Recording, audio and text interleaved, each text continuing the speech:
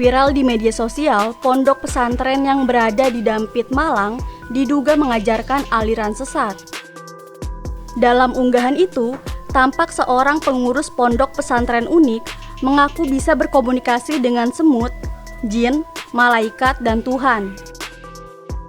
Pengasuh pondok pesantren tersebut diketahui bernama Abuya Gufron.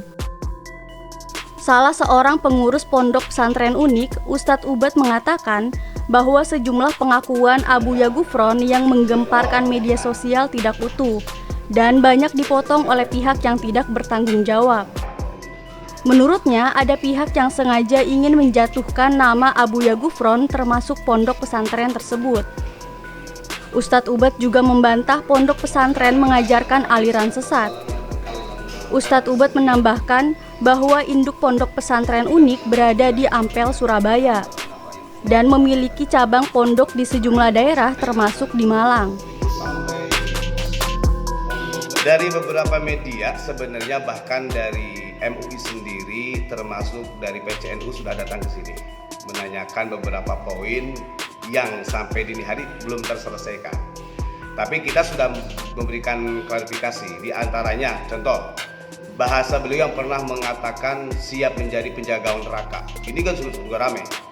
Dan sebenarnya Abuya Mama Gufron ini menyampaikan kepada masyarakat supaya kita secara individu itu harus siap menjadi penjaga gawang neraka. Nah, yang dimaksud dengan menjadi penjaga gawang neraka itu bukan kita gambarkan, tasawurkan kemudian seperti orang yang sepak bola, bukan. Tapi itu ada ayat Al-Qur'annya, beliau mengatakan. Seperti ayat Al-Qur'an yang Allah Subhanahu wa taala berfirman, "Qu anfusakum wa ahlikum nar." Jagalah dirimu dan keluargamu dari api neraka. Artinya setiap manusia ini berpotensi menjadi penjaga gawang neraka, menjaga keluarga istri dari api neraka. Itu yang dimaksud. Terus kemudian yang kedua, ketika Abuya Gufron mengatakan berbicara dengan semut. Nah, ini juga potongan video. Kalau orang nonton yang panjang yang aslinya, ketika Abuya mencontohkan berbicara dengan semut, beliau ini mengajarkan jangan kira semut ini mendoakan kita. Tinggal kita mampu gak mendoakan makhluk-makhluk yang lain. Karena perintahnya Allah, irhamu matis samawati wal ardh. Kasih sayangilah semua makhluk yang ada di muka bumi ini. Bahkan makhluk-makhluk yang lain itu bertasbih. Itu yang disampaikan Abuya. Itu yang dimaksud dengan berkomunikasi itu. Jadi bukan muhawarah, muhadatsah seperti orang umum kemudian berdialog, bukan itu. Nah, sementara ada asumsi seakan-akan ini adalah bentuk muhawarah, dialog, karena potongan video yang memang itu diupload oleh orang-orang yang tidak bertanggung jawab. Terus kemudian contoh seperti Abuya Mama Gufron berkomunikasi dengan malaikat, berkomunikasi dengan Allah. Ini kan bahasa sederhana sebenarnya. Kalau orang mungkin yang fanatik tentang masalah akidah, bisa jadi orang memframing, wah pondok unik ini akidahnya qadariyah karena mentajsim Allah, kan begitu. Bukan. Beliau Abuya mengatakan contoh, kita telepon komunikasi dengan Allah itu bagaimana caranya ya, dengan zikir la ilaha illallah. Bahkan termasuk sholat kita ini adalah salah satu bentuk kita mutakallim atau kita berdialog dengan Allah. Itu yang dimaksud. Bahkan dari semua amaliyah orang NU, saya kira banyak tuh. Ketika kita memanggil malaikat, Assalamualaikum ya malaikat Ijrail, Assalamualaikum ya malaikat Jibril, itu kan bentuk doa, salam penghormatan. Bahkan apalagi kalau kita lihat dari doa-doanya orang ahli hikmah banyak. Ya malaikat Allah Israfil alaihi salam. Bahkan dengan kajian Nabi sendiri itu kita bisa memanggil, contohnya dengan sholawat ya Rasulullah. Itu kalimat-kalimat panggilan.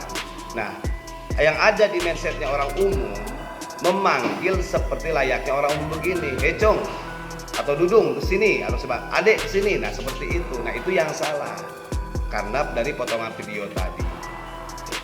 Dengan adanya berita yang seperti ini, Gus, mungkin harapan dari Pondok Unik sendiri seperti apa harusnya?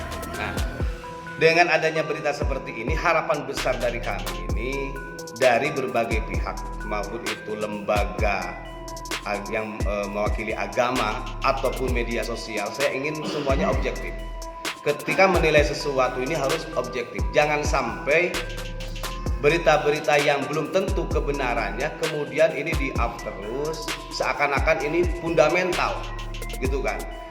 Nah, kalau kita balikin, dalam memahami tabayun ini harus objektif. Banyak orang mengatakan kami sudah klarifikasi surat tabayun, tapi pada nyatanya pernyataan yang kita jelaskan itu nggak sampai 10% yang disampaikan. Makanya kami meminta kepada pihak-pihak yang terkait yang sudah kesini, baik itu dari lembaga mewakili Majelis Ulama atau mewakili dari PBNU atau dari media-media online, kita benar-benar objektif lah dalam menyampaikan kepada masyarakat. Karena kalau saya garis bawahi, justru yang akan bikin gaduh itu adalah media ini nantinya kalau tidak objektif. Itu saya kira mungkin. Ketika nanti ada pihak luar seperti MUI atau lain sebagainya mau ke sini, pihak pondok terbuka? Oh, terbuka. Bahkan kami sudah sepakat musyawarah sama rekan-rekan pengurus di sini, kalau ada dari pihak MUI atau lembaga lain, bahkan media-media juga yang ingin tabayun yang kesekian kalinya ke pesantren, kita mau mengadakan langsung live melalui channel YouTube pesantren. Kenapa? Supaya memang di situ ada bentuk kebijakan, gitu. Artinya adil, objektif, sehingga masyarakat bisa menilai. Jangan sampai kita menyampaikan A, kemudian yang disampaikan di media masih C, masih D. Ini kan ironis. Kita seperti itulah, kita menyiapkan sedemikian rupa kalau semua ada yang terkait datang lagi, kita akan langsung misalnya menjawabnya melalui live streaming sekaligus dengan orang-orang yang terkait.